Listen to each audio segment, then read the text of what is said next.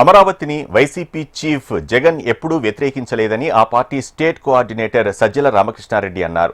ఇటీవల జగన్ అమరావతిపై చేసిన వ్యాఖ్యలు దుమారం రేపిన నేపథ్యంలో క్లారిటీ ఇచ్చే ప్రయత్నం చేశారు. అమరావతిని మనస్ఫూర్తిగా స్వాగతిస్తున్నామని, రాజధానిలోనే జగన్ ఇల్లు, పార్టీ ఆఫీస్ కట్టుకున్నారని గుర్తు చేశారు.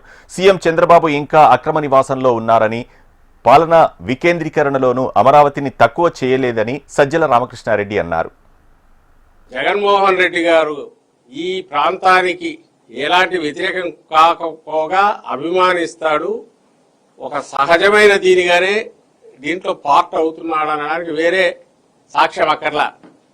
19 ఎన్నికలకు ముందే ఇక్కడ ఇప్పుడు మనం నిలబడిన దాంతో సహా స్థలం కొని, భూమి కొని ఇక్కడ అప్పుడే ఇల్లు కట్టాడు.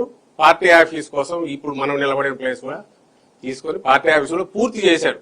19 ఎన్నికలకు ముందు ఒక ఆయన సీఎం గాల he accepted మనస్ఫూర్తిగా ఎస్ ఇది చంద్రబాబు నాయుడు గారు